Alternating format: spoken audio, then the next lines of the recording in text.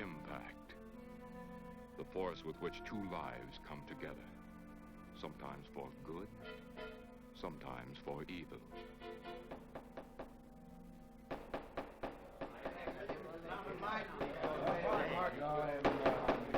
I say, Williams, is out of line on there. I'm definitely against it. Seems to forget we have our stockholders to answer to.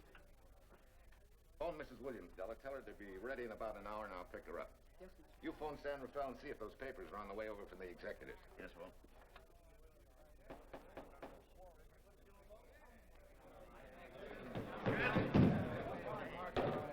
Well, Mr. Darcy, what's the score? 9-0? I'm afraid it is, Walt. If you think you can persuade them to change their minds, go right ahead. Gentlemen, I never interfere in stock issues, dividends, or anything else in your department. I must run my department with no interference. Either I know why and when I need more factory space, or you need another boy. And that's all right with me, too. Because I can take these plants and pick my own spot in the motor production field. You won't have to worry so much about dividends. There won't be many. Hold on. I'm sure none of us want to lose Walt. Or our dividends. Why do you say we take another vote? Now, all in favor of buying the 3 new factories signify by saying aye. Aye. Aye. Aye. Aye. Aye. Aye. An unanimous vote. Congratulations, Walt. Congratulate the board. They're the winners. Williams, if these factories are so valuable that other companies would jump at the chance to get them, how do you know that you can buy them at the price you quoted us? How do I know? I bought them this morning. Good morning. Della, I was asked to rush this up for Mr. Williams.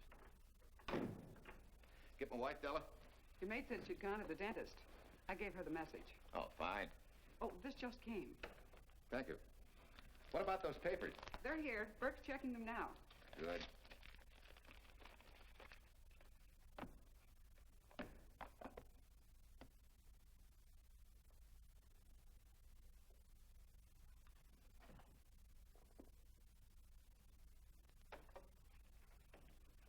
Congratulations, Walt.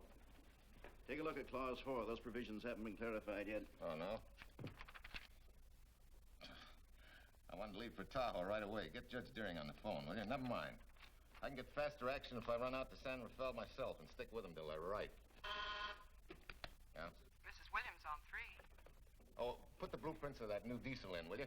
I want Jackson to see him. Hi, Duchess.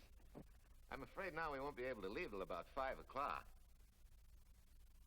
What?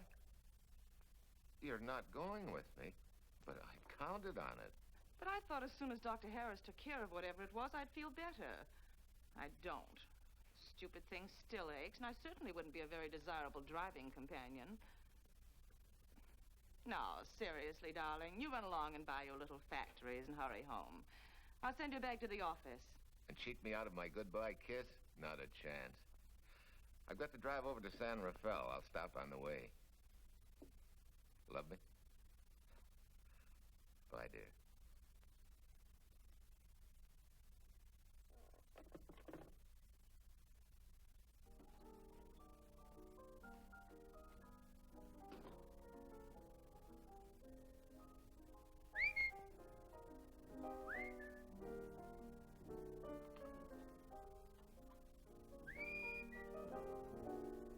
How do you expect me to whistle through a toothache?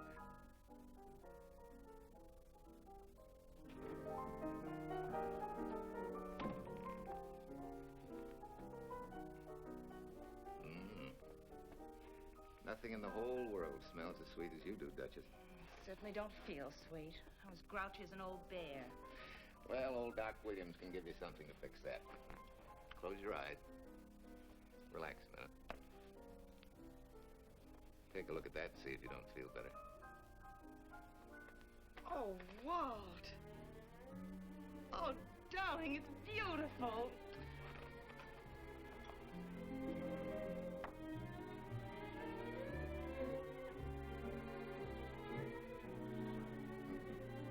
Not bad.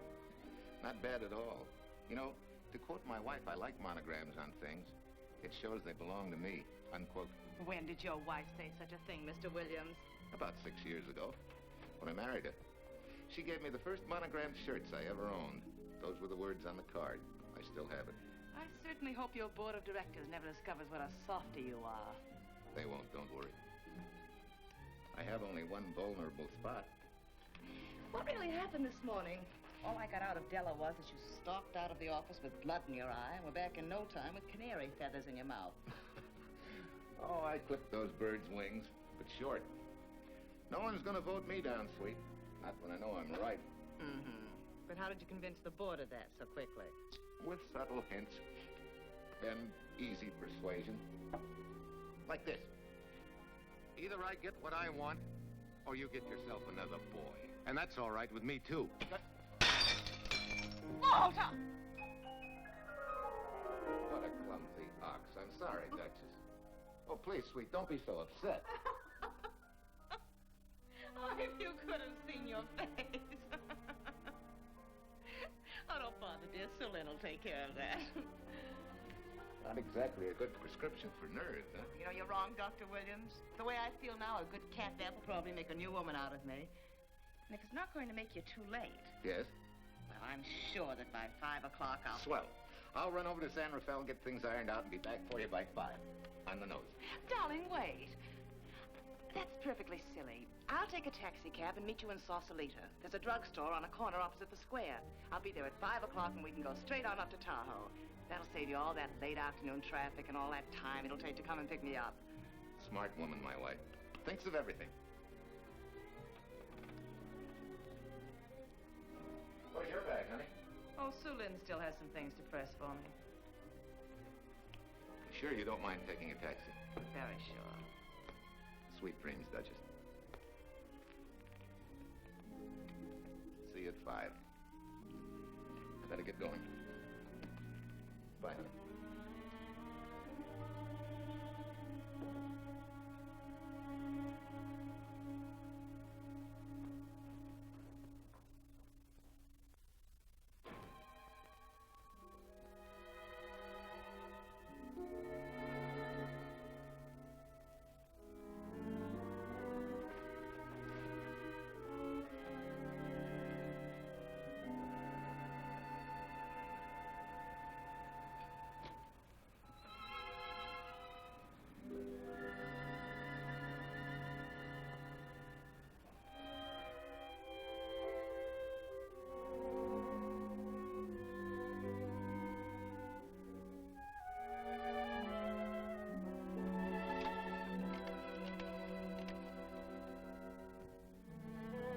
Long distance? I want Berkeley 79721.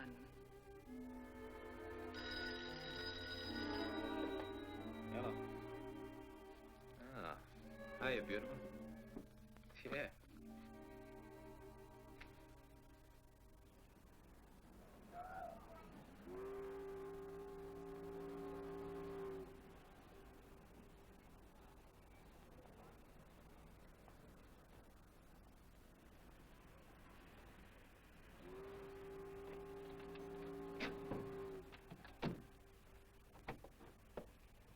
Here. Don't forget, turn this stuff over to a bellboy at the airport hotel in Oakland. Tell him to hold it for Jack Burns. Jack Burns, the airport hotel. That's right, I'll be checking in later. What do I owe you? $1.15 a hair. All the stuff back to Oakland. Yeah, here. Buy yourself a new kit. Thanks.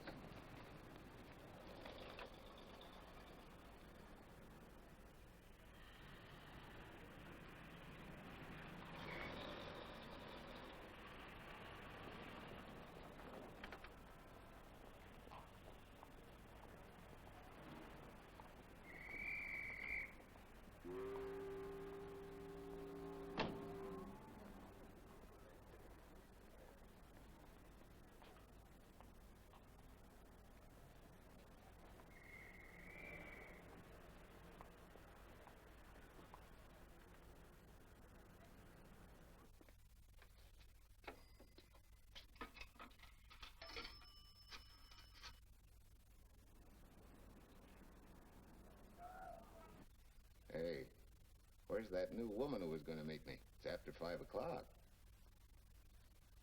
Oh, gee, I was so sure you were going to be okay. maybe you better get yourself another dentist, huh? Of course I understand, honey, of course. Just to prove it to you, I'm coming right on home. No, you really mustn't, darling. I'm going to be perfectly all right, really. And besides... Besides what? Well, I've done something you're not going to like. You remember Aunt Margaret back in Illinois? You mean the old gal in Evanston? I'm way ahead of you. How much? Well, it isn't money this time. It's another relative. Her favorite nephew, Jim Torrance. All of a sudden, right out of the blue, just after you left, he telephoned me from Berkeley. Okay, Judge, I'll see him when I get back. Well, you don't understand, dear.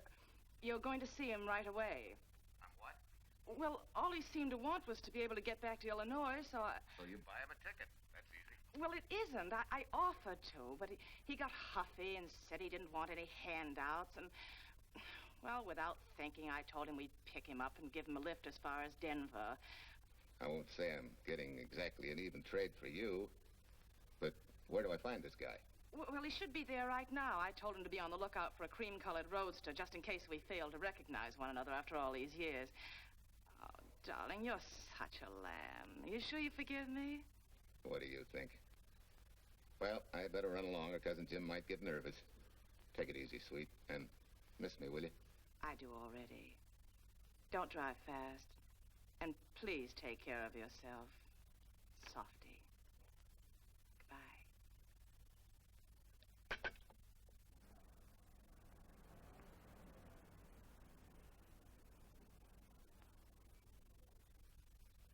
Hello, Della?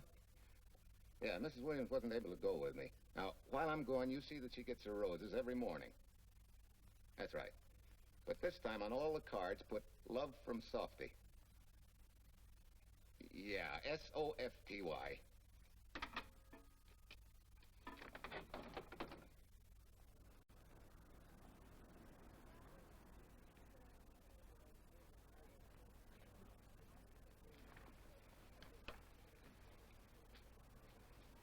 Hello.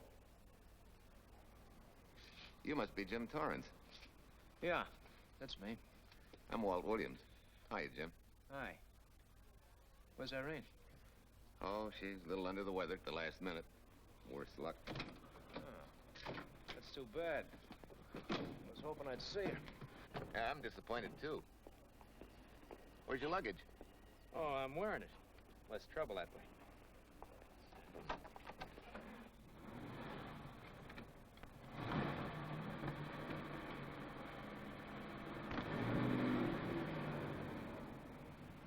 Irene tells me you're heading for Illinois. Yeah. Going been a little rough, huh?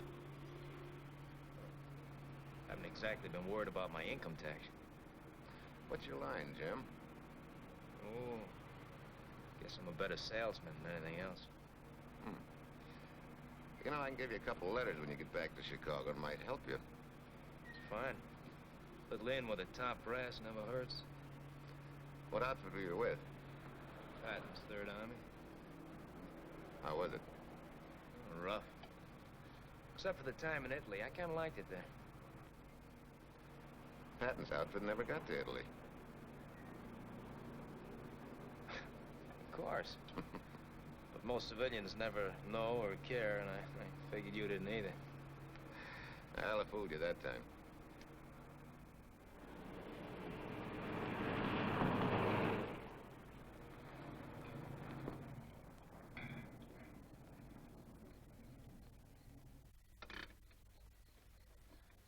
Our last chance to chow for a while. How about it? No, thanks. I grabbed a hamburger while I was waiting for you. I can still taste the harness.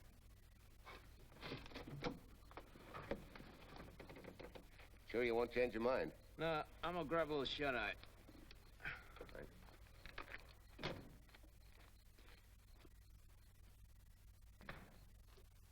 Chicken sandwich and a Coke. One chicken sandwich. Chicken sandwich coming up.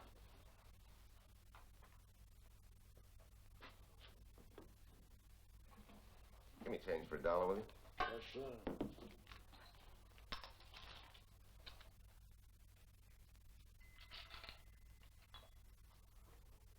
Thanks.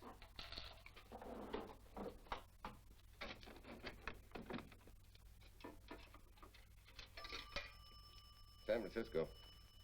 Klondike 2, 6714.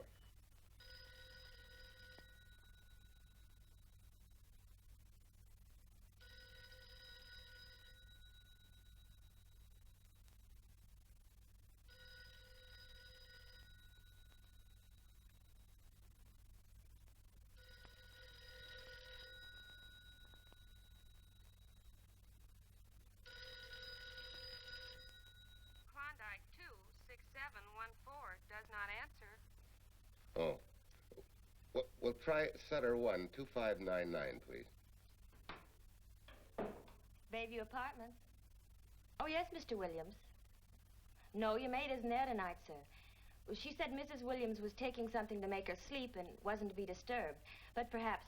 No, don't disturb her. Just leave a message that I won't forget about a certain problem. Mm-hmm. I think I have it, sir. You want her to forget all about a certain problem. Softy, is that S-O-F-T-Y, sir? Softy is going to take care of it thoroughly. Is that all? Yes, that's all. She'll understand. Be sure she gets it the first thing in the morning. Right.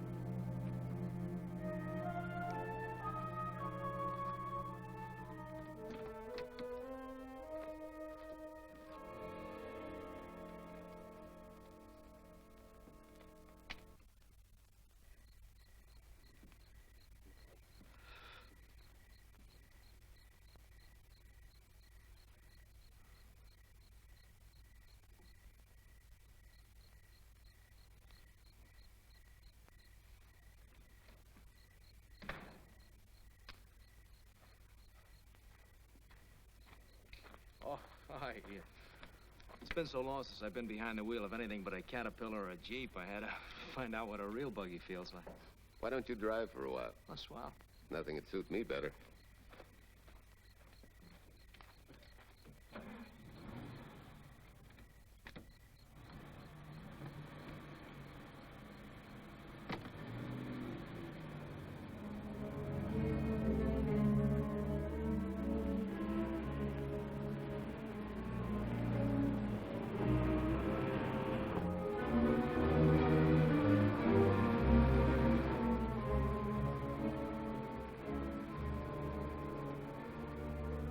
Tell me, Irene still got that little scar on her cheek?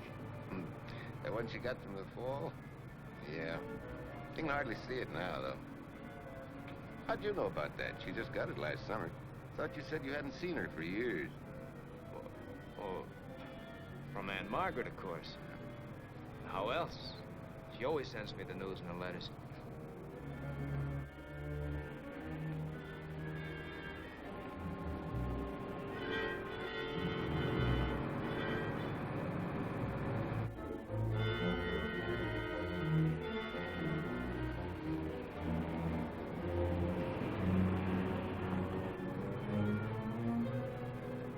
Sure, Aunt Margaret will be pretty happy to see you.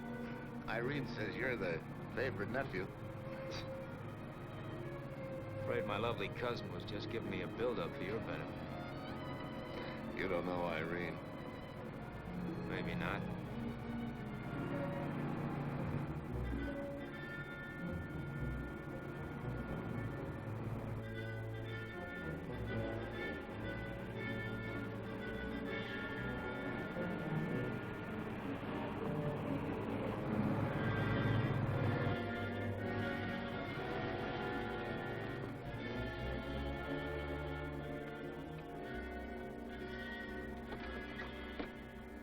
What's the matter? I think we got a flat.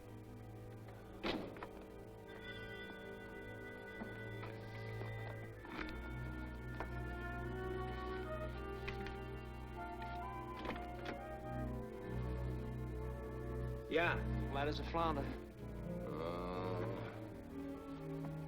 Well, let's get to work.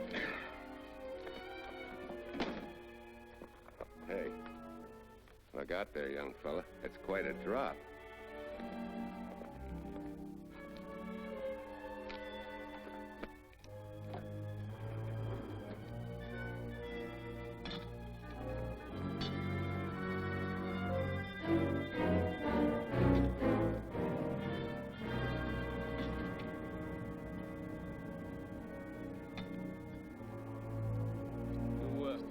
You got a flashlight? I think I have. Get the jack. I'll take a look.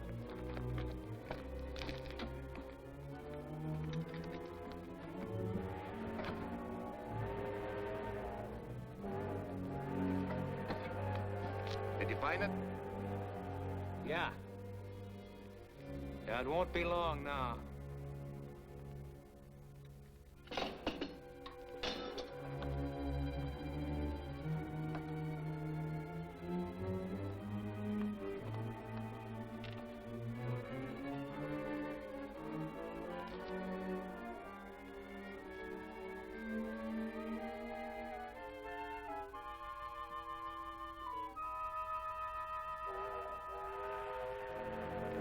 Come on, let's get going. Wait a minute. Did one of your cufflinks fall out? Huh? Well, something dropped. I heard it fall right down there at your feet. Hmm. Well, he must have rolled under the car.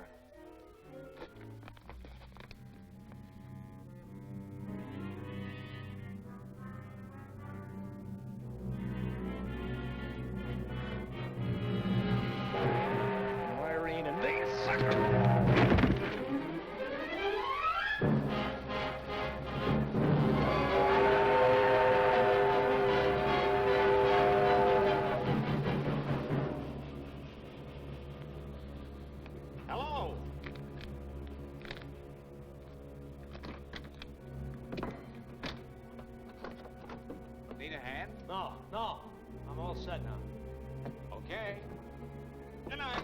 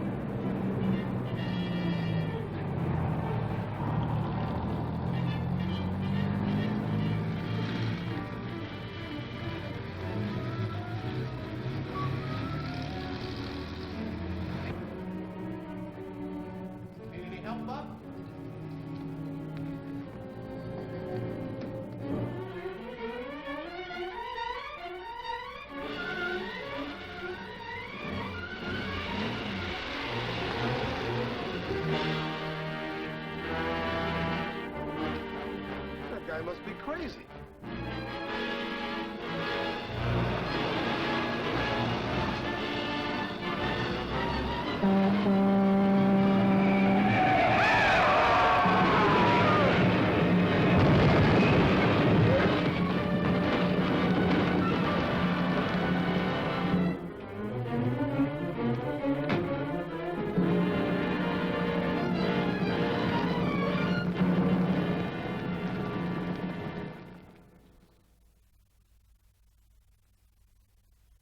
Now, in case my husband should be late and have to rush for his plane, this will be taken care of. Thank you. Tell Mrs. Burns the 302.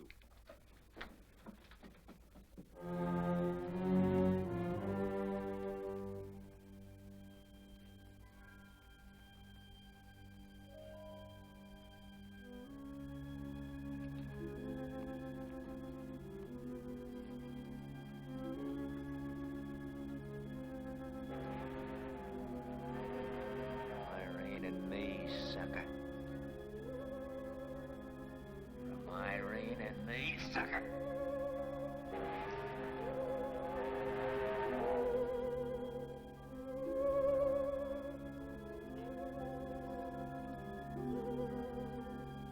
Take care of yourself.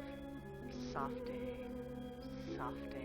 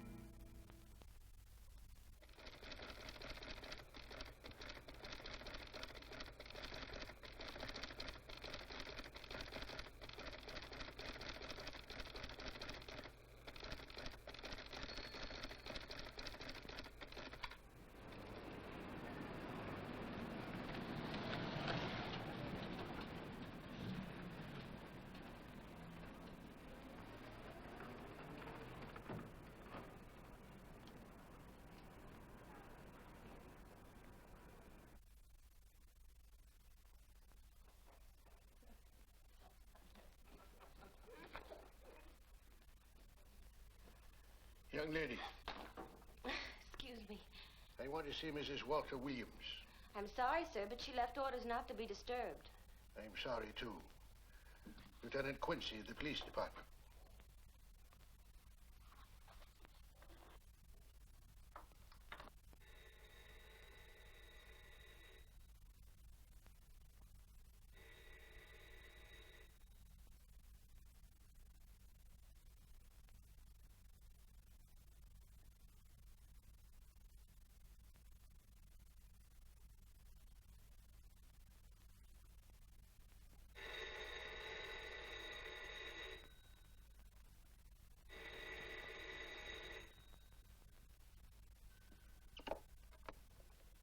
Hello? I thought I left orders not to be Oh, I see. Ask him to come up, please.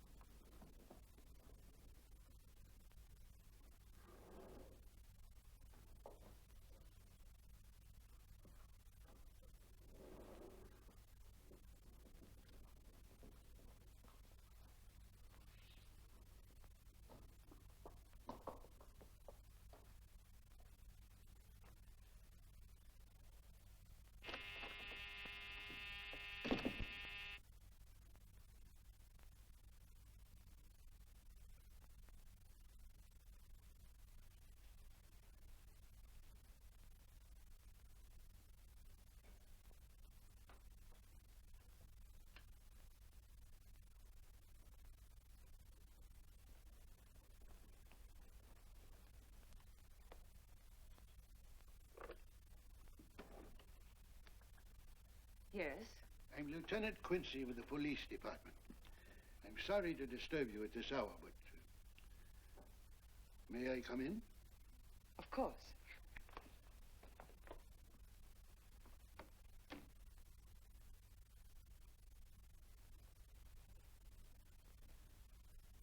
Well, Lieutenant? Did your husband go on a motor trip late this afternoon?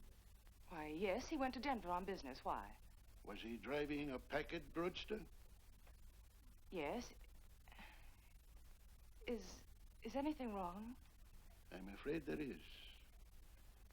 Won't you sit down? Has something happened to my husband? Yes, Mrs. Williams. He's dead, isn't he? Yes. Oh, Walt, I knew something like this would happen. I begged him time and again not to pick up hitchhikers. But it wasn't a hitchhiker, Mrs. Williams. It was just an accident. He ran into a truck, a gasoline truck. You mean there was fire? He must have been driving pretty fast. I don't think he felt anything after the crash.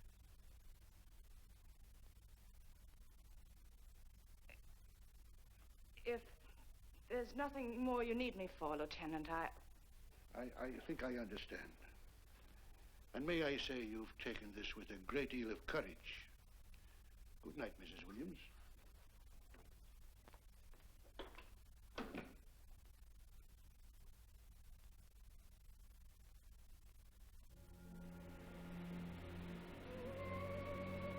take care of yourself. Softly. From Irene and me. Softly.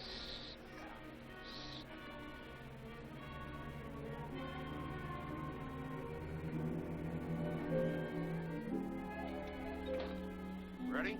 Yeah. That Williams must have been quite a guy. Yeah, he went to work for Universal Motors as a sheet metal worker. Mm-hmm. Less than 10 years, he's their top production man. Well, he sure went out in a blaze of glory. Yeah. Let's go.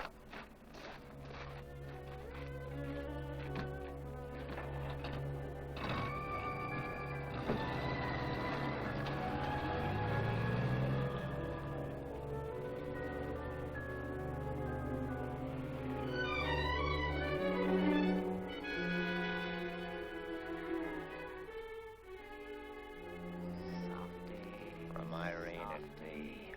Sucker. Sucker. Sucker.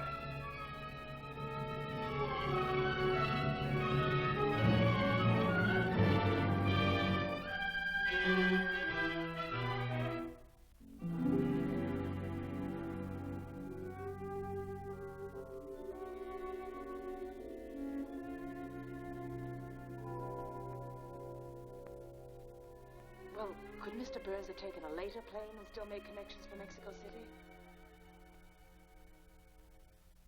I see. Yes? It is some telegrams for Tai. Just put them under the door, Sulin.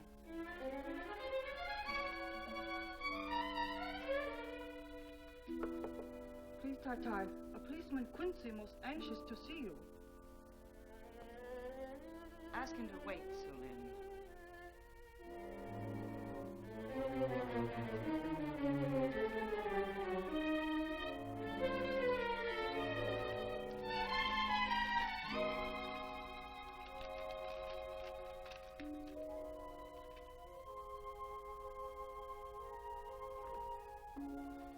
Mrs. Williams will see you presently. Will wait, please?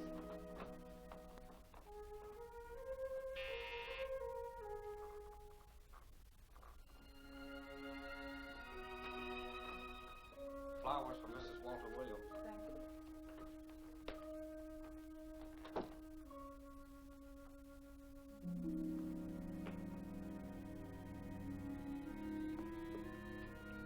Roses like Mr. Williams always sending when he's away.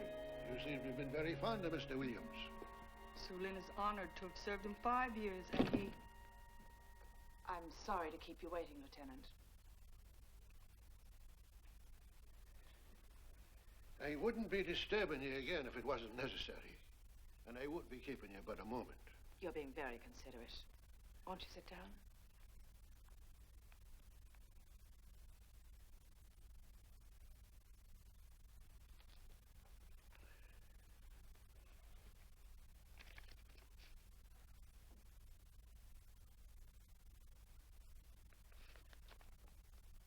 Everyone's been most thoughtful.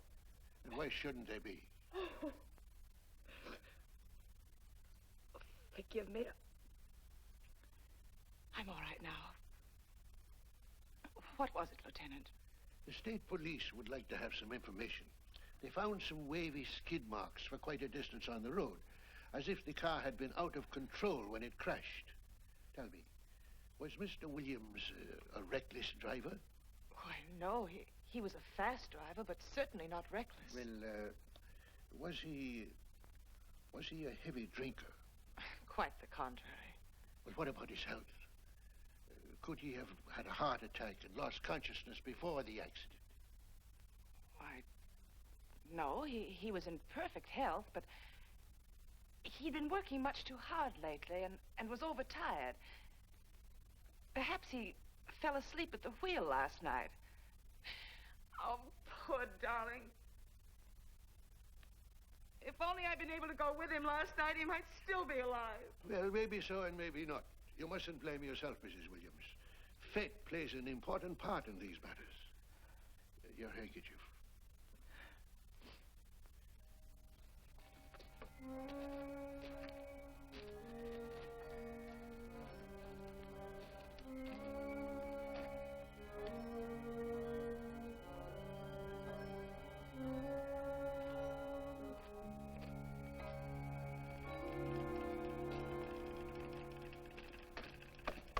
When's the next train to San Francisco? 10 a.m. tomorrow. You sure there isn't one sooner? No, I'm sorry.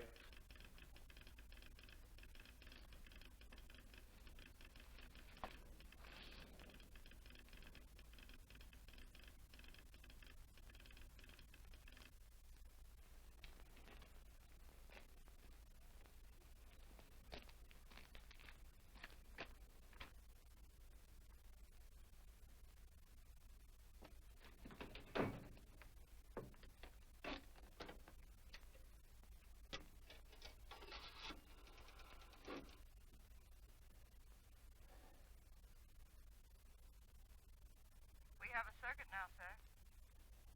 Evanston. Calling Mrs. Margaret Hubbard's residence in Evanston. One moment, please.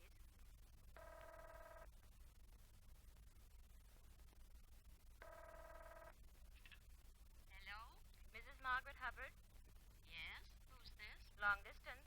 I have a call from Mr. James Torrance. Who? Mr. James Torrance. He's her nephew, Jim Torrance. The call is for your nephew, Jim Torrance. I haven't any nephew, and I don't know any Jim Torrance. Sir, Mrs. Hubbard says she doesn't know.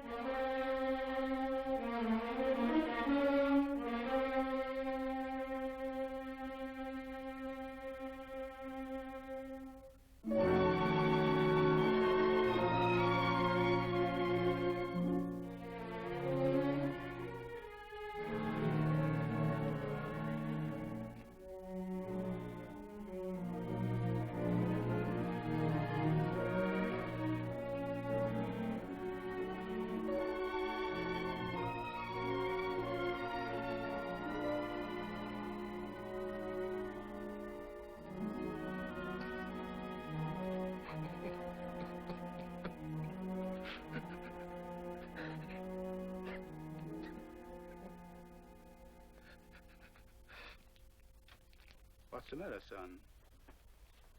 Looks like you need a doctor. Doctor? I can't leave the station, but old Doc Bender's just across the road there. Yeah. Doctor? Think you can make it? Yeah. I'll make it.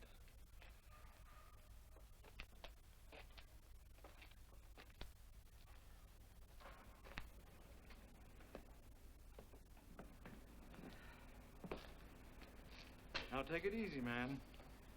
There's some concussion there. You've got to watch your step for a while. Yeah.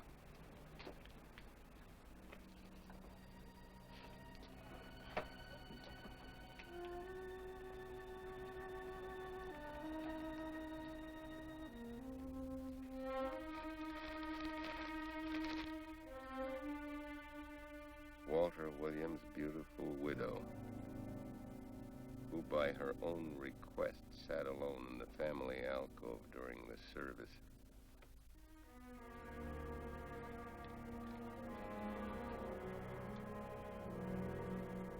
Smart. Someone might have caught her licking her chops.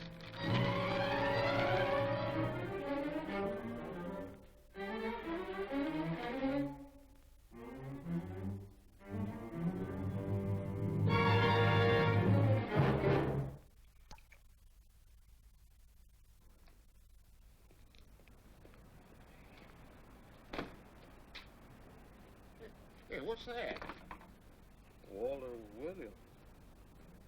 Walter Hey, ain't that the guy that... For the love of Mike, what's that briefcase doing here? He's dead. They did him a dirty trick if he ain't. Hey, now, wait a minute. Don't touch it. We better turn it over to the police.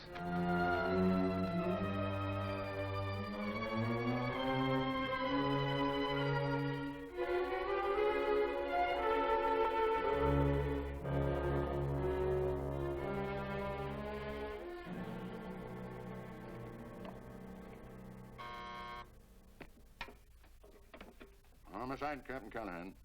Oh, yes, Chief. The Duke just came in from Washington. The fingerprints are those of a James Torrance. Yeah, I'm putting Quincy on it. Right. This sort of opens up a new can of peas on the Williams accident. There's the FBI reporting the guy. Playing with the lady's affection seems to come natural with him. All you got to do, Quincy, is find him. Yes, that's all I got to do. Last known whereabouts of Jim Torrance was in a moving van somewhere between Sacramento and Points East. Yeah, wait a minute. Last known address, care of his sister, Mrs. Joseph Rossetti. Irving Apartments, Berkeley. Well, what are you waiting for, Quincy? Let's go. Did Torrance leave any forwarding address? No, he said he was going to send it to me. Sorry to trouble you. Oh, Lieutenant, if you should happen to hear from him, will you let me know? There's an unpaid telephone bill and a bundle of laundry. Laundry? Let's have a look.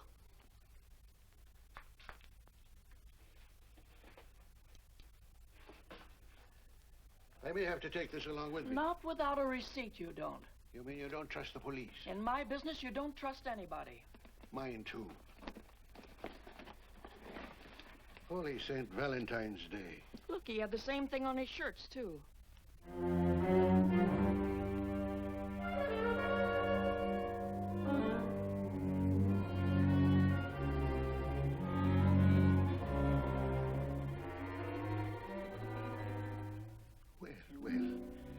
Romance in your late tenant's life. Did you ever see the lady? You know, I never did. But I always knew when she'd been here, the wonderful perfume. I lay you 10 to 1 she's a rich widow.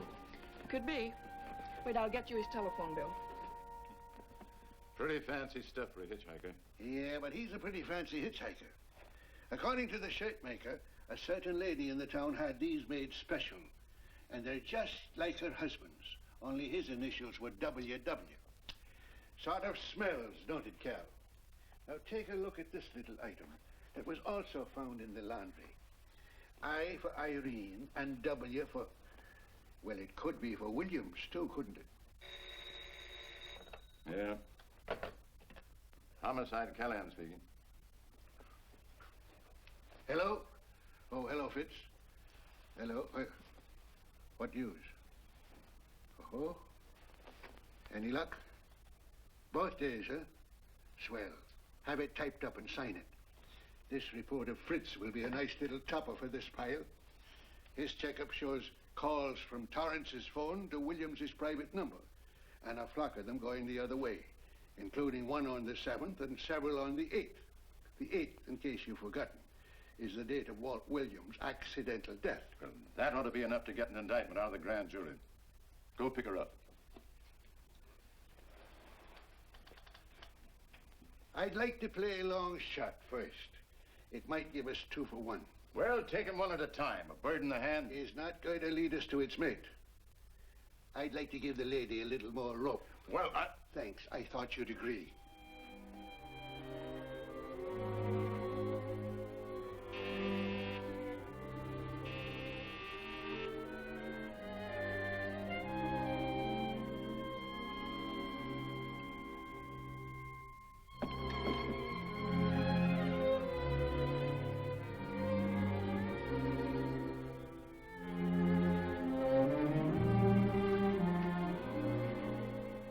Lieutenant, you just caught me. I'm glad. I have some rather startling news I thought you should know before it hits the headlines. Come in. Thank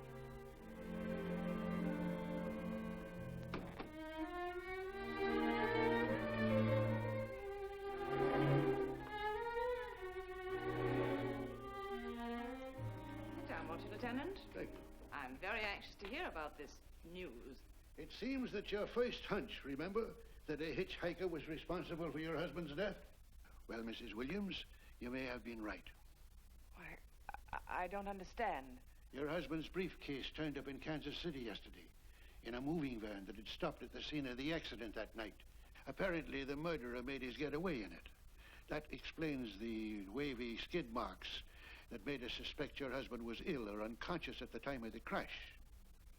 Yes, I suppose it does. And by now, the man is probably out of the country and never will be found. Don't you worry, Mrs. Williams. There were fingerprints on that briefcase. And as soon as we get the FBI report from Washington, his identity will be known and his description sent out on police broadcast. Oh, we'll find him all right. But just now we're keeping things quiet so the murderer will feel safe until we are ready to close in on him. Yes, I can see the wisdom of that. Yes, I thought you would understand and cooperate. As soon as we know his name, it is possible that you might recognize it as someone with a motive. There's that possibility. You know I'll do everything I can to help. I'm sure of it. Now I'll run along. You'll hear from me. I'll let myself out. Don't bother. And don't worry. Good day.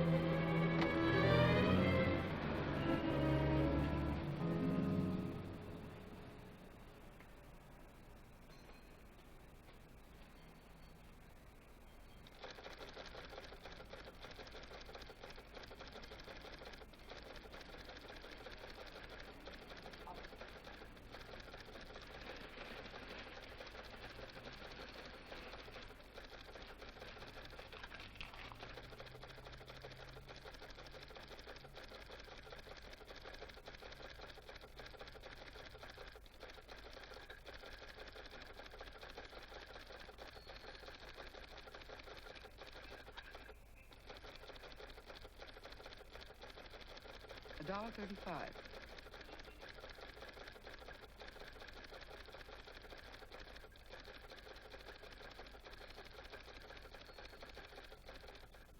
See, everything after the letter J in the first name has been obliterated by heavy writing over it.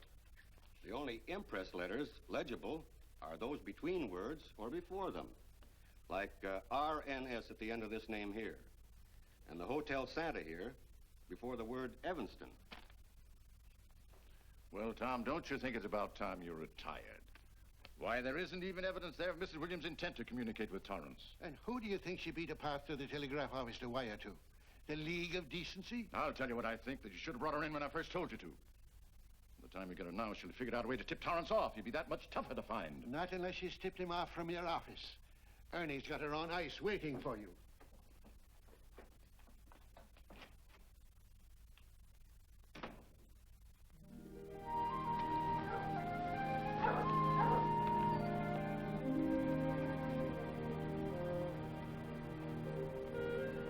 Pretty good, huh? Fastest growing little town in Idaho.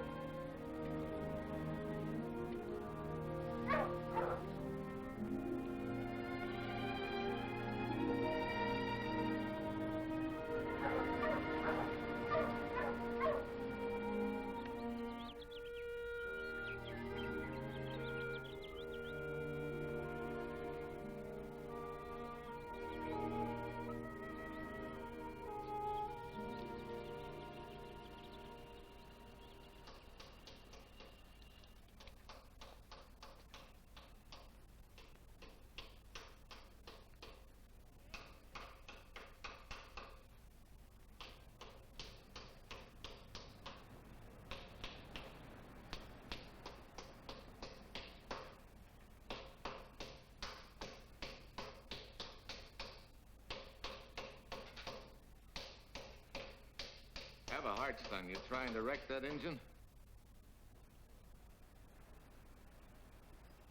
Oh. Sure. It's a hobby of mine. The way you're going at it, you can't miss.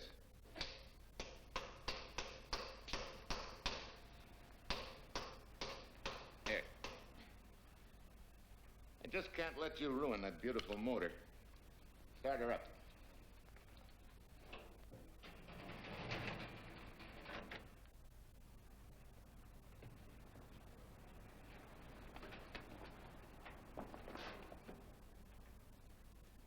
Okay, start her up.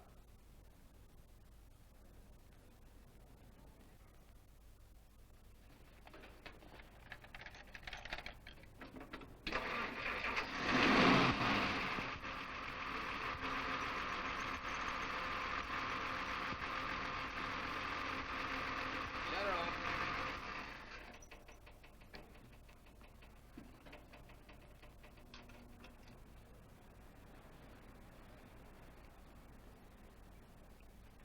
You're certainly not a mechanic by trade. Hands like that. Maybe it's a hobby of mine.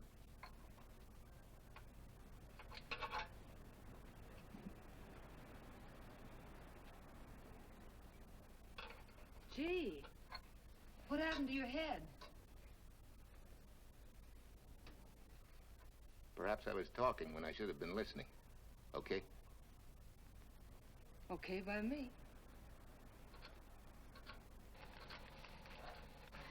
Thanks a lot, Hill. So long, Marcia. Bye. He's all right now. You better lay off till the boss gets back. I'm the boss. I guess the new cars are a little bit over my head. Now, with a jalopy, it's different. Aren't there any mechanics around here you can hire? No, they all went over to the new factory in Mansville. I guess they got better wages. Tough break. Yeah. How much do I owe you? Oh, forget it.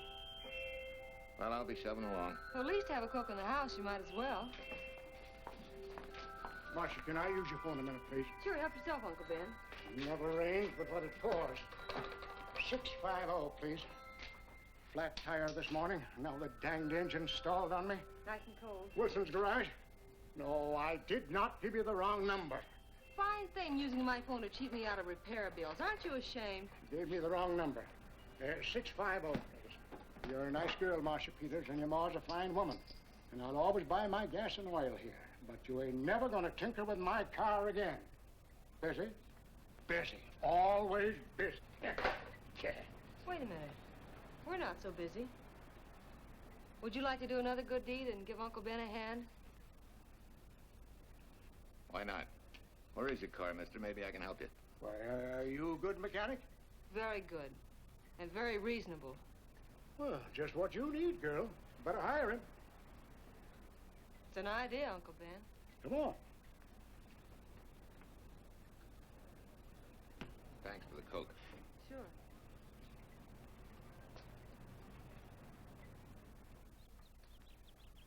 Well, I got Uncle Ben fixed up all right. Nothing but a sticky carburetor valve. Bye. I hope he paid you.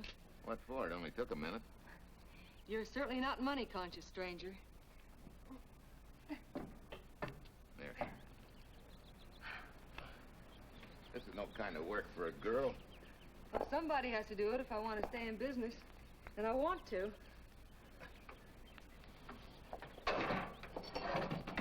Must be some business that you're better suited for. Couldn't you lease this place to somebody? Sure. I did while my husband was overseas. But when he was killed in Okinawa, well, we'd made a lot of plans for the future here. And I had a hunch he'd like it if I took over and tried to make a go of it. Takes more than a hunch to do that. I got along famously. Business has been fine until lately when the help got short. Could be again. I had a good mechanic. Yeah. You sure need one, all right. Well, for Pete's sake, say yes or no. Do you want the job or don't you? You mean you'd hire me without knowing anything about me? You can repair automobiles. What else do I need to know? Except your name. Well? Why not? Sure. I'll try it for a while till you get someone permanent. The name's Bill Walker. Okay, Bill, it's a deal. And maybe if business gets real good, you'll want to stay. Oh, don't count on it. Where's this go, on the rack? Yeah.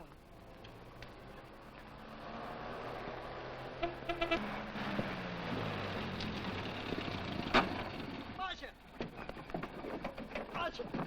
It happened!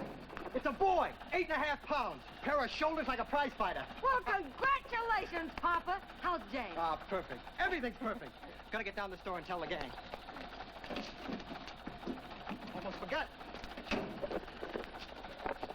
Oh, gee, thanks, Ed.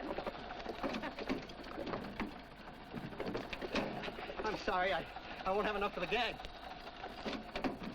Yippee!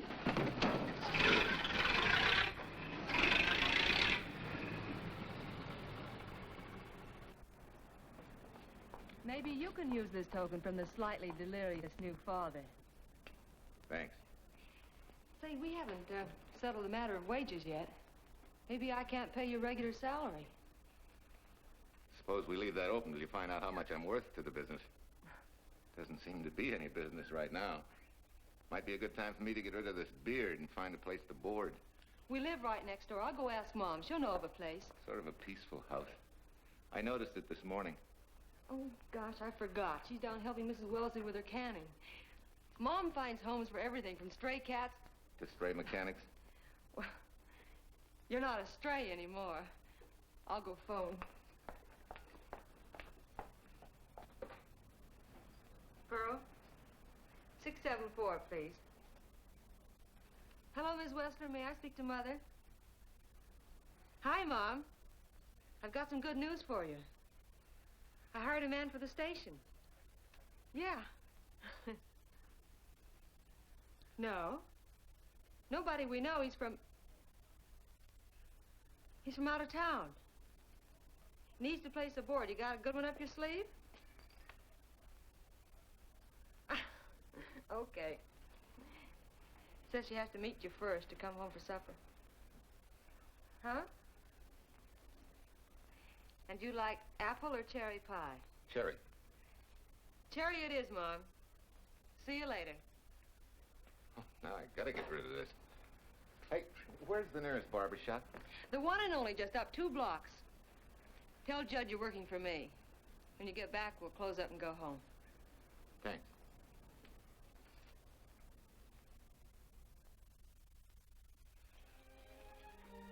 Oh, that's real nice. You must have had a good bringing up, young man. Thank you for the young man. We thank thee, O Lord, for thy bounty, and ask thy blessing on this food and on the new friend who shares it with us. I hope you're good and hungry, Mr. Walker. Who wouldn't be? Marsh, she eats like a sparrow, with all the hard work she does. May I have your plate, please? Well, she can start taking it easy now. Boss, the help. Thank you. She never takes anything easy. Has to put her whole heart and soul into everything she does. Well, now that you're through with me, Mom, how about Bill? Have you thought of a place for him to stay? Well, why can't he stay right here? We have a spare bedroom going to waste. And I think you like my cooking. Like it? That's very kind of you, Mrs. King, but it seems an imposition. Imposition, nothing. That's good business. I can get back what I pay you in board and room. Well, Marcia, what a thing to say. If you'd like to stay, we'd like to have you. We have some more vegetables. Mrs. King, you have a boarder. May I have a biscuit, please? Oh, excuse me.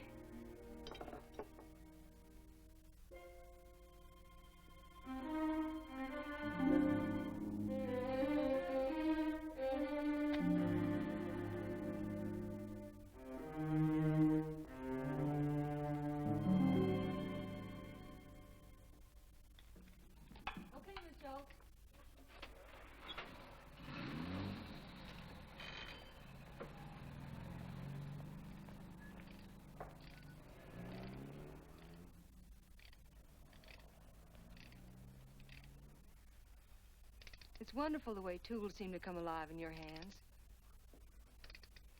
You seem to sort of come alive, too. As though you got real pleasure out of working with them. I do. When you're doing a job with them, you can't think of anything else. Bill, if something's bothering you, why don't you get rid of it? What would you prescribe, doctor? Amputation. For that stupid chip on your shoulder.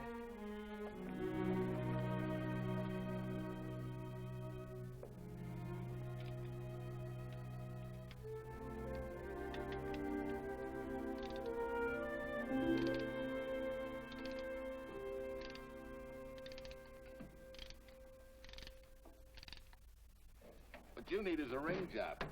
Save yourself some money. Gee, Bill, with the baby and everything, I just can't afford it now. Oh, we'll take care of that.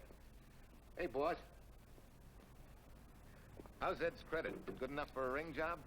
Well, sure, if I can hold Junior as collateral. Oh, not a chance, fella. Never mind her. I'll do it on my own time. Oh, thanks, Bill. Maybe we'll see you tonight, huh?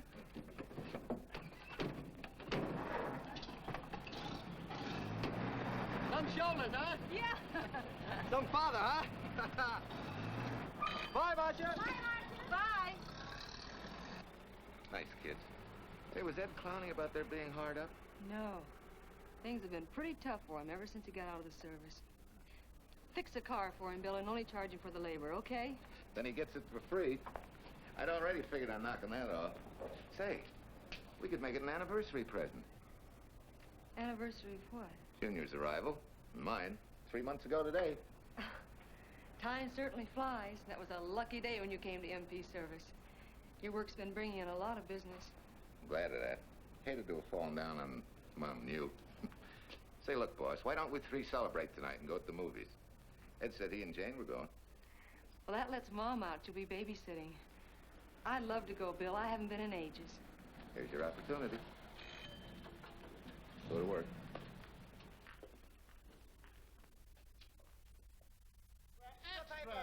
Irene Williams, held for murder. Read Extra. Irene. This is Sheila Graham with the latest news of the shocking Williams murder case. While beautiful Irene Williams is held for trial, charged with conspiring to kill her late husband, the police are searching for James Torrance, believed to be the lover of Mrs. Williams and her partner in the horrible murder of Walter Williams.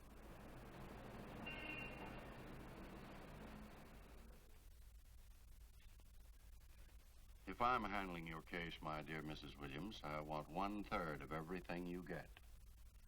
You're out of your mind. You don't realize what I'll get as Walt's widow. Perhaps you don't realize the spot you're in. Torrance's fingerprints were found not only on your husband's briefcase, but, in a manner of speaking, on your reputation as well. There's a detective named Quincy, a very smart cookie. He isn't exactly for you. Frankly, Mr. Warner, I'm beginning to wonder if my attorney is for me. Underestimating the enemy's ammunition would scarcely be wise. Now, if we can get to trial before Torrance is found, they'll never get a conviction. But... But what? If he shows up, we may have to fry him. Oh, no. Let's not cross that bridge until we have to. But if it comes to a choice, we're not going to burn, are we?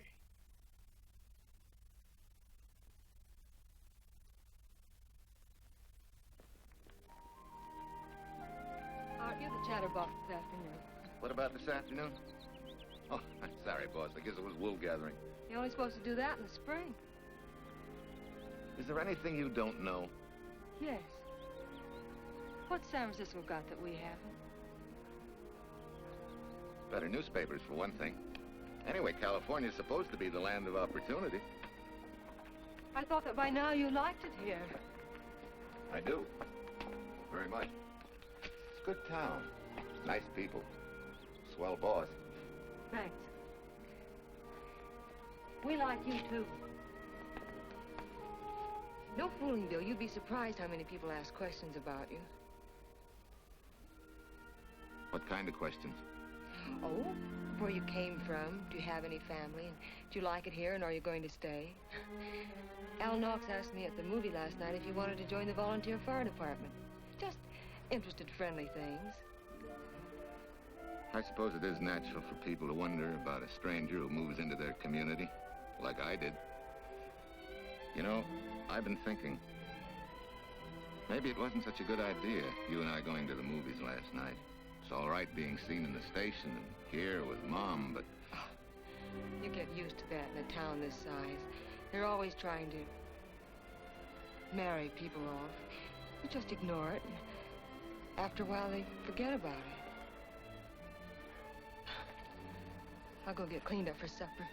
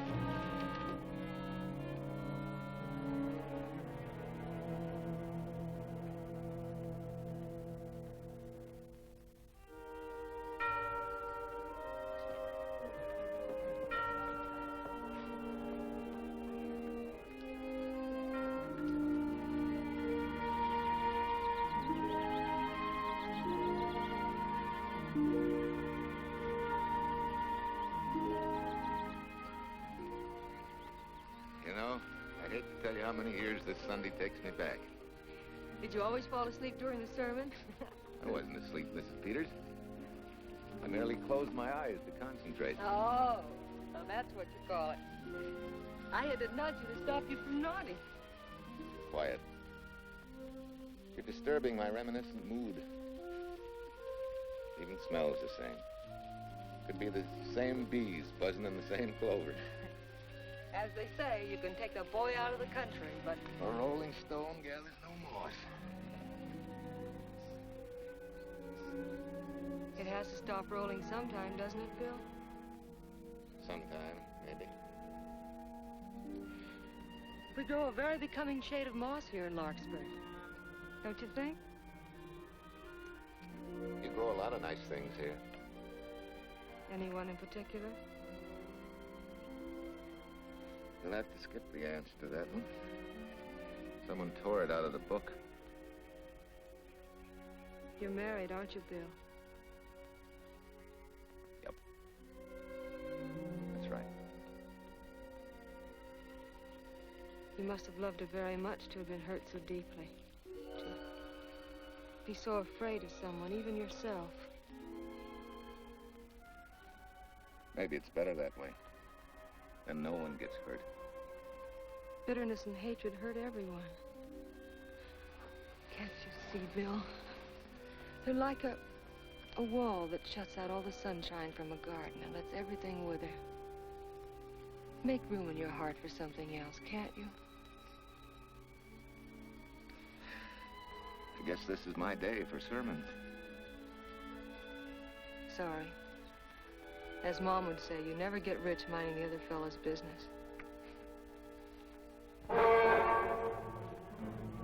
Hey, that's a flyer. I'll be seeing you.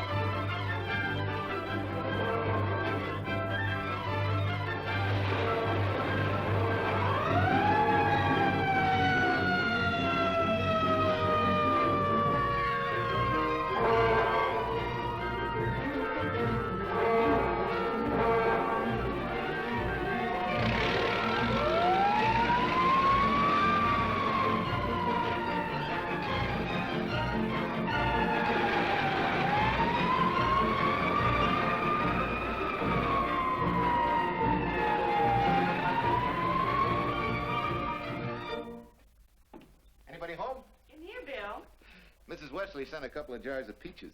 Said you helped her can them. Oh, thank you. When I delivered the doc's car, he insisted that I have a bite with him. Where's the boss? Took a book back to the library for me. Huh? What a day. Hey, what's the idea? Are you darning my socks? Well, I thought a drawer full of holy ones isn't doing you much good. I found it when I put fresh papers in your bureau yesterday. You have a heap of things that need mending, haven't you, son? Does Marcia know? Do you think I'd tell her? This is your problem, Bill. Because I found out about it doesn't give me the right to tell anyone else, not even Marcia. When you trust folks, you trust them, and you give them a chance to work out things the way that seems right to them. How can one little woman be so big? Don't forget, it's a lot easier to be tolerant and understanding at 50 than it is at 25. Yeah, Mom. I'm going next door for a while. Grandma Thompson's ill.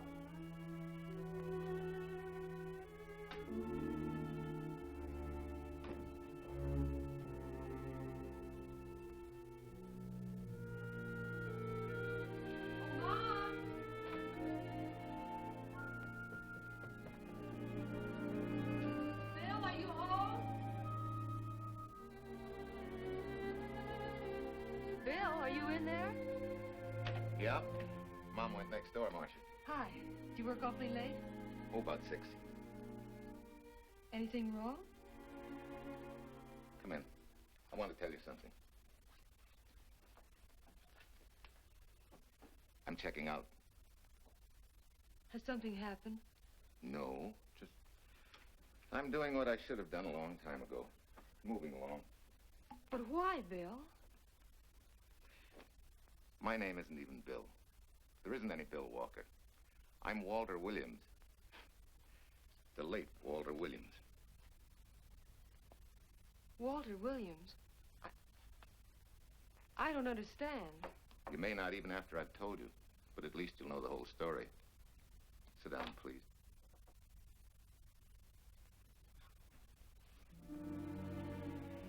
Finally, Larkspur. And you. From there on, you know. I'm glad you're going back to make things right. Going back? Wild horses couldn't drag me back. What are you going to do about your wife? Nothing. You're going to let her go to trial for murder? Oh, no, Bill. Why not? She tried to kill me, she and her cousin. But they didn't. Who says they didn't? Let them try and prove it. No matter what your wife did, she can't be tried for something that didn't happen. Oh, Bill, can't you see? You bet I can see. She deserves everything she's getting. Sorry part of it is they'll never convict her. No, Bill. The sorry part is you're not big enough to take a hard jolt to your pride and to your ego. Sure. It hurts to be tricked and cheated by someone you loved and believed in. But that doesn't give you the right to take justice into your own hands, to trample on the hearts of others and walk out on life. A barren, frustrated boyhood. A marriage to a woman who accepted my love, yet despised me so thoroughly she resorted to murder. I'll never think of our moments together without nausea. I feel stripped bare, degraded. Because you've closed your mind and heart to everything else. Even me.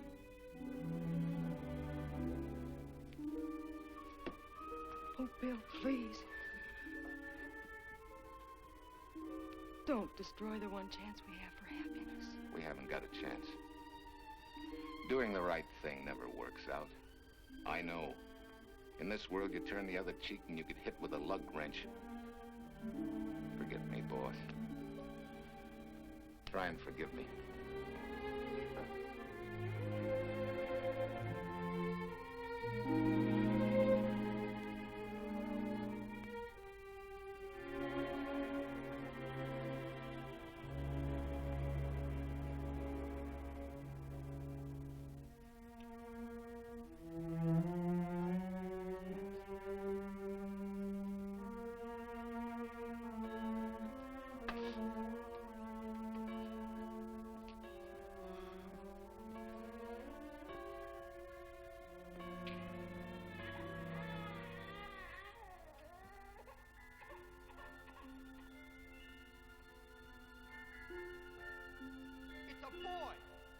Shoulders like a prize fighter.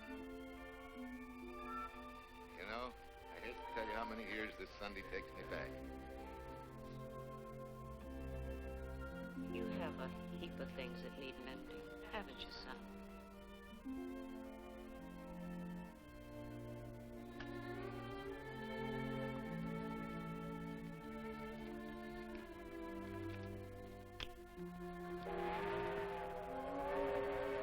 Take care of yourself. Soft again. Soft as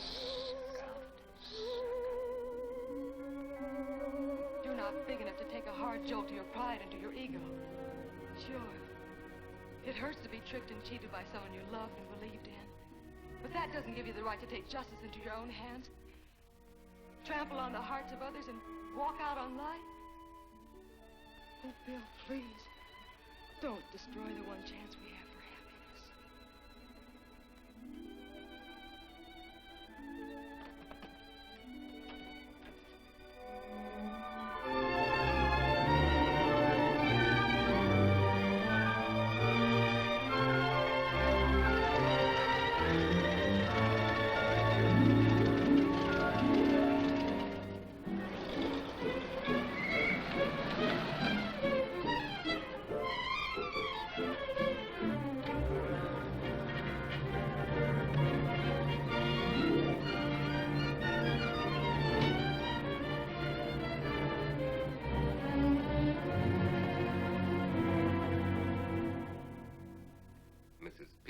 Enough to come along to substantiate at least the Larkspur portion of what I've told you. Very thoughtful of you, Mrs. Peters. Mr. Williams, when you read in the newspaper that the hitchhiker who attacked you had been, well, a close friend of your wife's for some time, it must have been a great shock to you. I didn't come here to discuss my emotional reactions, Lieutenant. If you need me for anything further, Captain, my office will know where to reach me. Let's go, Marshal. Just a minute, Mr. Williams. We'll need your signed statement for the grand jury when we ask for your wife's release. It won't take long to be typed. Yeah. All right.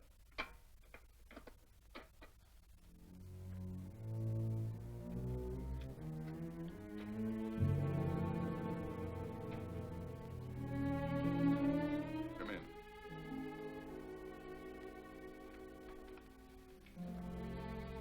Sit down.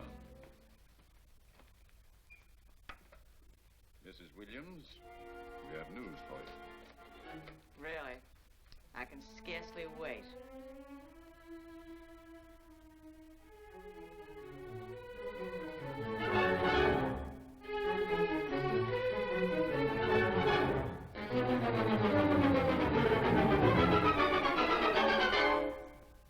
It seems it was Torrance who was in the car when it crashed. Jim? Dead?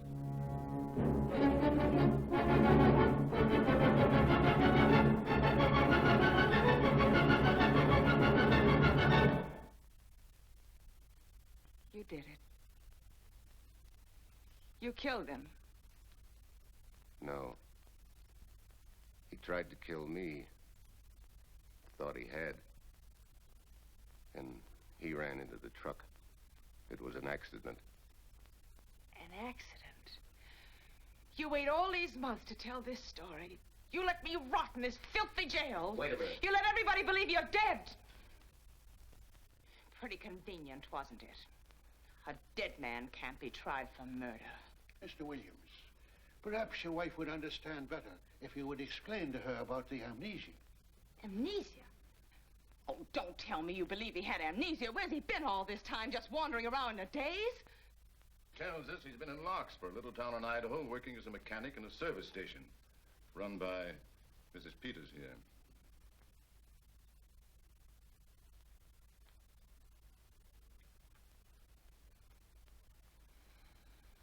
I understand perfectly. Now that my chance for happiness is dead, I suppose you'll demand the divorce I begged you to give me so that I could marry Jim. That's fantastic. Yes, isn't it? After you telling us that the man you picked up was a perfect stranger. Well, that's not true. The time and place for meeting Jim had all been arranged. I must advise you, there's a law that a wife can't testify against her husband. There's a law against murder, too, but that didn't stop him, and nothing's going to stop me until I'm through. It's all right with me, Captain. Go on. Talk your head off.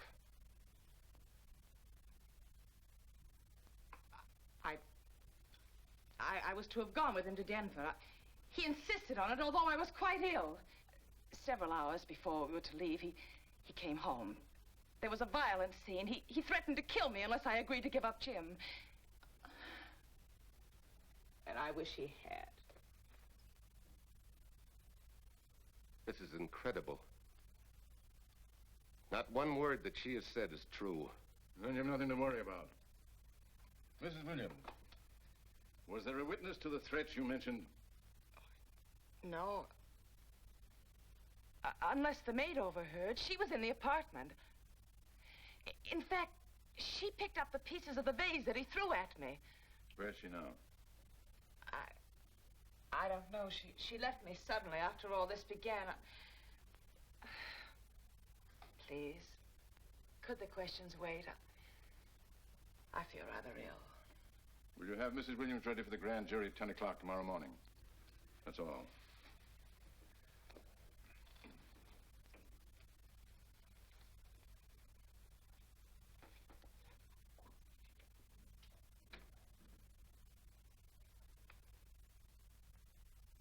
We're going to hold you too, Williams. On what charge? Suspicion of murder. But he's not guilty of any of these things. Then it should be easy for him to prove it. Take it down and book him. That fiction of Mrs. Williams must have been very convincing. No, we just couldn't buy that yarn you tried to sell us. Let's go.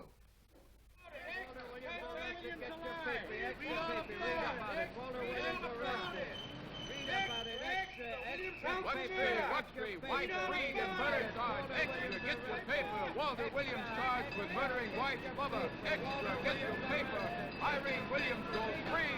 Husband held. Extra, get your paper. White, freed, and murder charge. Walter Williams charged with murdering White's mother. And Daly's going to cover Williams' office. Okay, boys, hop to it. I want all I can get by 10 a.m. tomorrow for the grand jury. Okay, Chief. Oh, Tom, don't miss a bit. Dig up everything you can on Williams and the Peters dame. You sort of believed Irene Williams' story, didn't you, Ben? She made better sense than he did. Well, sure, she's a better liar than he is. Don't forget, I went all through her grieving widowhood with her. She's a bad customer. Well, that's for the grand jury to decide, and Williams insisted on letting her talk. So it's his funeral. Funeral, all right. Especially with that yarn he told. But murder's out of character for him. There's a few pieces missing somewhere. There might be in Idaho, if it's not too much out of character for you to get going. You're going to miss me, Cal, when I retire next year. Maybe I'll join Private Eye and solve your cases for you.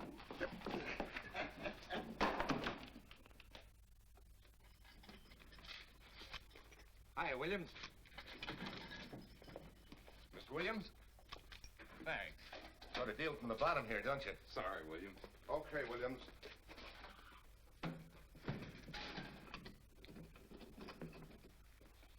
Well, not very good news, judging from your faces. Well, Walt, the grand jury returned indictment against you. Mrs. Williams was released.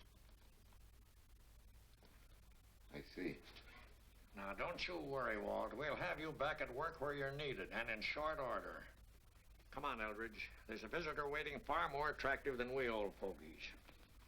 We're just leaving, Mrs. Peters, but remember, don't hesitate to call on me for anything. Thank you so much.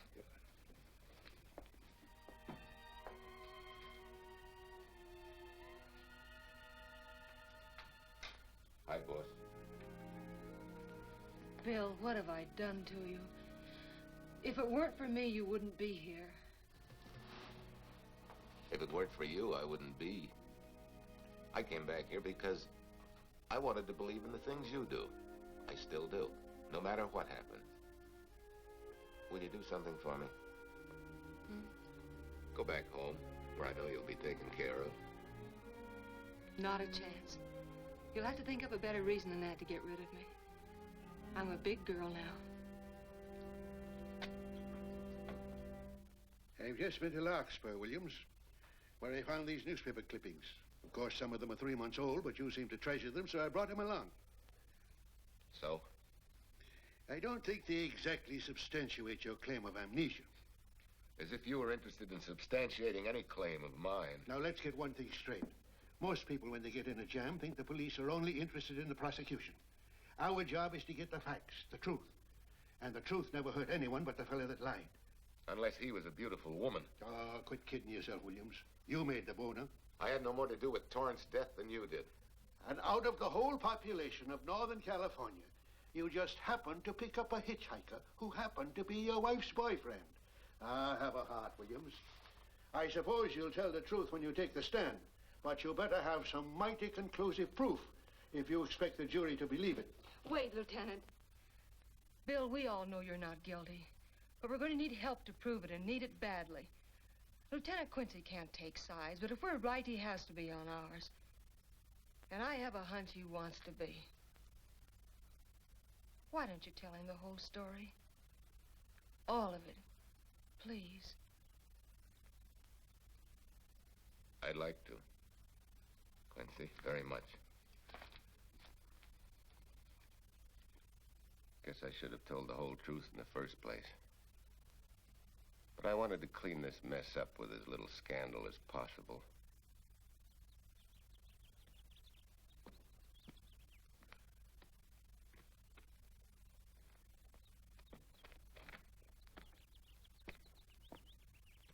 Well?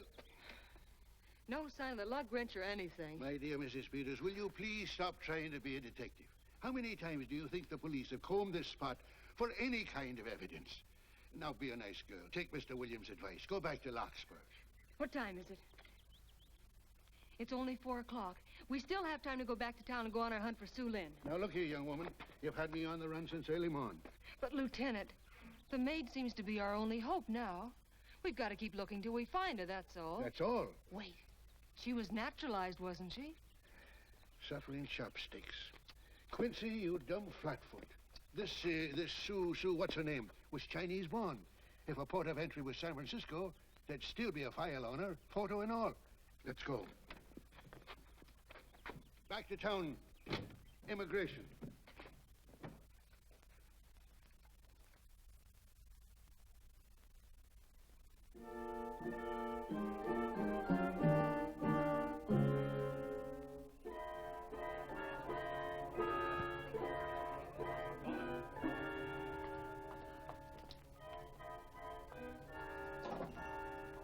counsel has given us the right lead.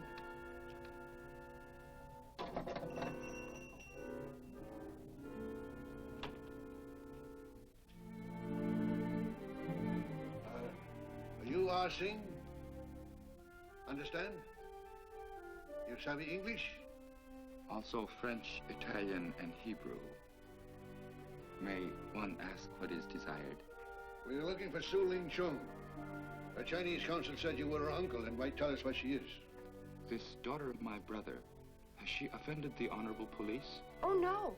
They just wanted to ask her some questions about Mr. Williams, the man she used to work for. Ah Singh's heart is heavy that he cannot lead you to her.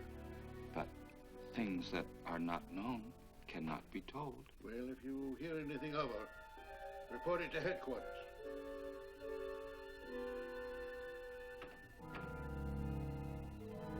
Then, untruth is not good for soul, and not wisdom when told to policemen.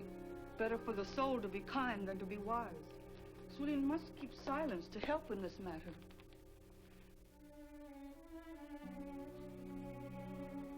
You know, you're quite a gal. In case I haven't told you lately. You're just too easily pleased, that's all. There must be a way out. Why can't we find it? Oh, buck up, boys. Tomorrow's another day. Yesterday you go to trial. Bill, I'm afraid. And the state intends to prove, beyond any reasonable doubt, that the defendant, Walter Williams, did, with malice aforethought, kill the deceased James Torrance, whom he knew to be his wife's lover. And that with his victim dead beside him, he drove his car into the course of an oncoming truck, jumping clear himself some seconds prior to the crash. And subsequently, he made his getaway in the back of a loaded furniture van. And for 3 months, as Bill Walker, he laughed at justice when it imprisoned his unfaithful wife for conspiracy in his own murder. But then he decided that being dead cramped his style. He thought he could eat his cake and have it too. So he returned, most anxious to explain his long absence and to right the dreadful mistake that had imprisoned his wife for 3 months. Ladies and gentlemen, it was a cold-blooded, premeditated murder and must be punished to the fullest extent of the law. Call the first witness, please. Captain Callahan, did Walter Williams tell you what suddenly cured his amnesia after 3 months? No, he did not. But he did tell you the man that struck the blow which caused the amnesia was a total stranger, a hitchhiker he had picked up. Yes? And that he knew nothing of this man's identity or relationship with his wife until he suddenly recovered from his amnesia and heard or read the details. That's what he said. That's all. Thank you, Captain. Your witness, Counselor. No questions. No. I saw no signs of amnesia, but definite concussion. He was a bit evasive in answering questions, but not vague or unsure. In your opinion, Doctor, could this head injury have been caused by a fall? Yes. If the head had struck on some object, such as a stone or a metal pipe. That's all, thank you. Your witness. Dr. Bender, are you familiar with a tool known as a lug wrench for changing automobile wheels? I'm afraid I am, sir. I've had a regular epidemic of flat tires lately. Well, then, in your opinion, could this head injury which you treated have been caused by a blow from a lug wrench? Yes. It could have been caused by that, too. Thank you, Doctor. The ones with the earliest dates, you will notice, are heavily creased, as though they'd been carried in a wallet or a coat pocket. Thank you. Lieutenant Quincy, will you kindly tell the court where you found these newspaper clippings? In the bedroom occupied by Mr. Williams in Mrs. Peters' home in Larkspur, Idaho. Is this your handwriting, Miss Revere? Yes, sir. And that's the message, at least our record carbon of it. Would you read it to the court, please? June 9th, 8:32 p.m. Message from Mrs. Walter Williams, Penthouse D. Mr. Williams called, said he wants you to forget all about a certain problem.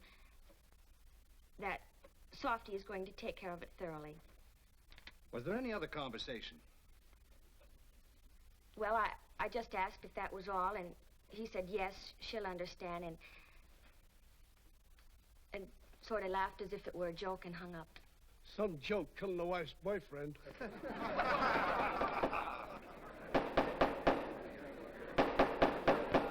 of the state versus Walter Williams. All the rounds so far have gone to the prosecution, and it was a grim-faced Williams who was returned to his cell this afternoon. What the score will be after he takes the stand is anybody's guess, but he's going to need some lucky punches to get a decision.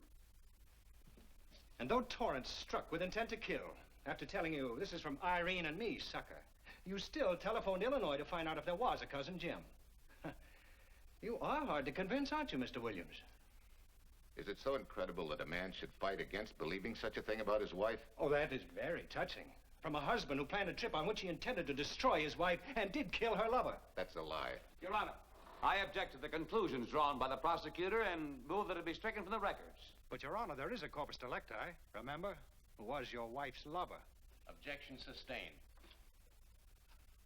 There's also her own story, which in front of witnesses you insisted she tell. And then we have your own two different stories from your own lips. One featuring a perfectly strange hitchhiker, the second an equally strange cousin Jim, without a questionable substantiation for either bit of fiction.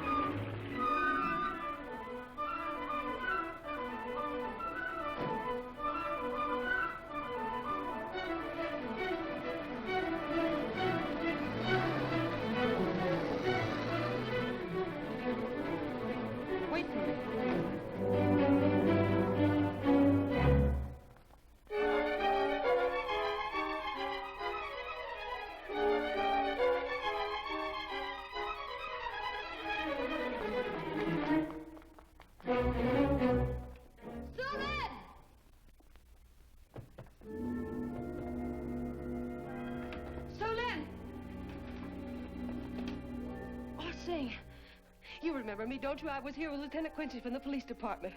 I just followed Sue-Lin up the stairs. I saw her come in here. You must be mistaken. I'm not mistaken. She's here. I must see her. Ah, Sing, don't you understand? It's to save a man from prison, even from death. I will send her to you.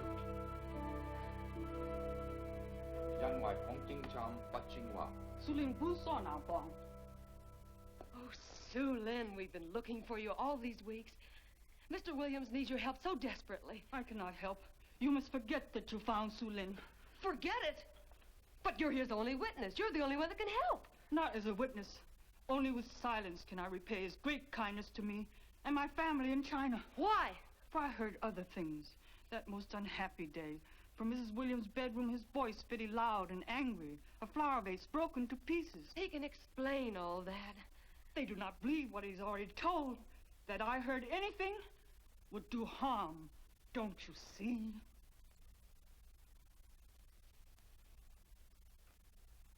Yes. Much sorrow comes from women who know not honor and truth. And Mrs. Williams, she's not true, even to that Torrance man. What made you say that? That night when he was killed, her sickness was but wall of falsehood, behind which she could go secretly to a meeting place. You mean she went out that night? Sue-Lin, are you sure? Yes, because next morning in her bedroom I found street shoes that had been worn. Her coat on the closet floor, with the sleeves turned inside out, as though removed hurriedly. And in one pocket, a door key to some hotel. Sue Lynn, that's it. Proof that she and Torrance had planned to meet that night after he killed Mr. Williams. What hotel was it? Oh, I don't remember. The key. What did you do with it? Returned to coat pocket. Come on. We'll get to Lieutenant Quincy. He'll know what to do. And pray, Sue Lynn, every step of the way.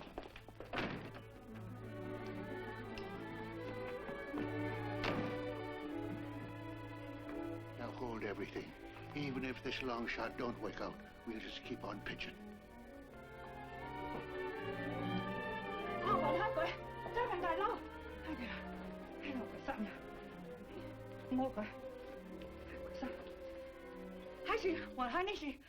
Here it is, yes. Room 302, Airport Hotel, Oakland.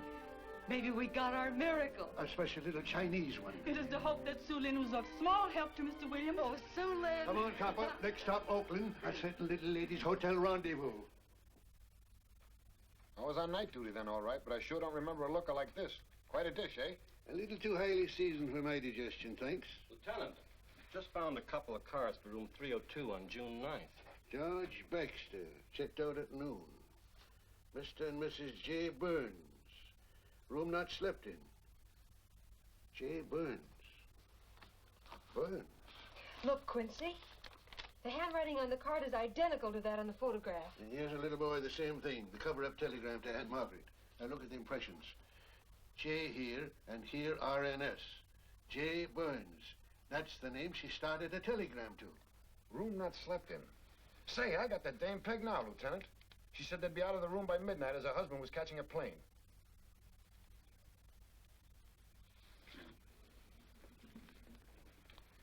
But Quincy... Reservation for Sam Andrews. Yes, sir. This ties it all up, doesn't it? Yeah, like a greased pig. What do you mean? We've got the evidence now, the proof. Of what? Sue Lynn's theory that Irene was playing the field?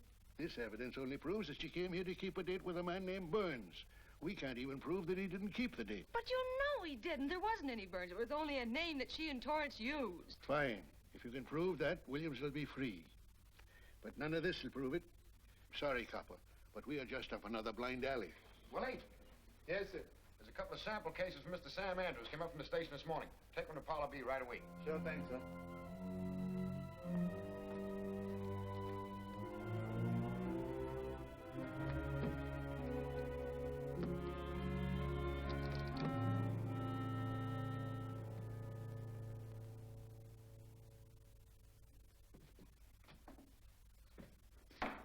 Seated. Case of the state versus Walter Williams. Proceed, Mr. Eldridge. Your Honor, we will call Mrs. Irene Williams. Take the stand, Mrs. Williams.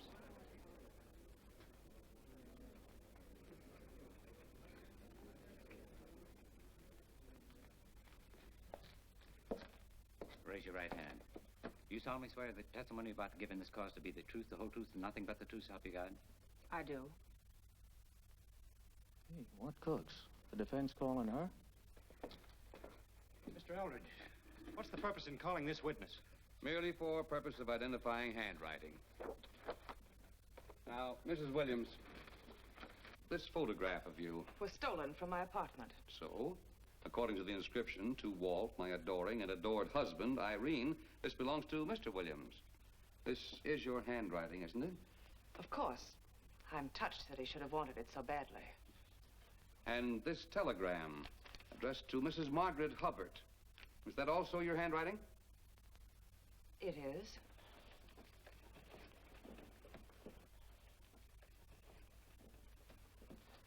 Now, Mrs. Burns, I mean Mrs. Williams, this photograph is inscribed to Jim, my adoring and adored Irene. Did you write this, too? I see no point in all this. Merely answer counsel's questions. Did you write it? I did. And these letters addressed to Mr. James Torrance, did you write them? Yes.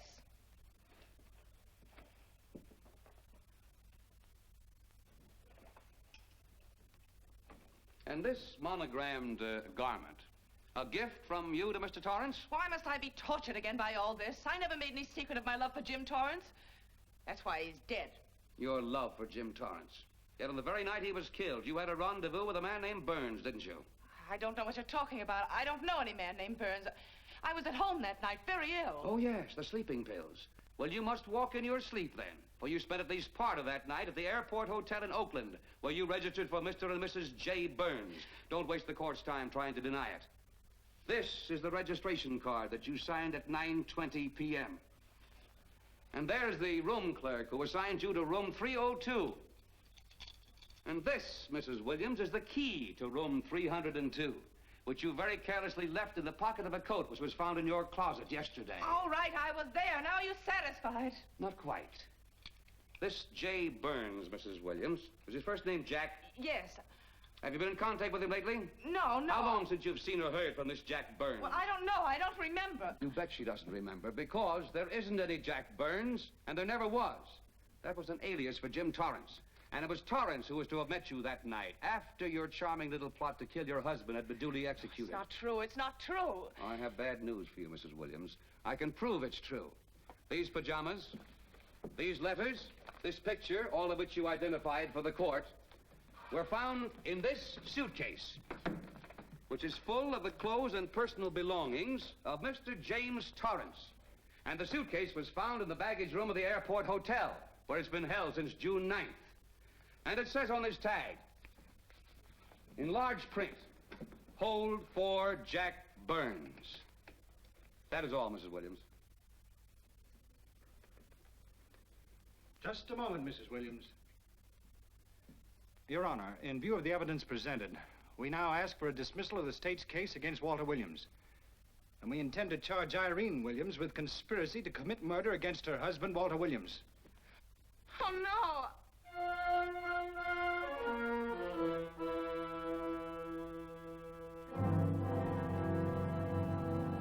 The case against Walter Williams dismissed. Court adjourned until 2 o'clock. Well, that's that, Walt. Congratulations, Mr. Williams. I haven't the words for it, Quincy, but we could never have made it without you. Ah, sure you could. You know, son, right always wins if you give it a little push, especially when you get a copper like this one to do the pushing. Well, I'll be seeing you. You know, it'll seem kind of strange being able to eat and sleep without someone getting in your hair all the time. Oh, fine, Walt. We're looking forward to having your hand on the wheel again. The Denver plants are waiting for you to open them. You think you can make it in the morning? How about it, Counselor? You bet you can. Oh, good. Well, I'll be running along. Well, you think you like Denver? It's okay by me, boss. Yes, impact. The force with which two lives can come together. Sometimes for evil, sometimes for good.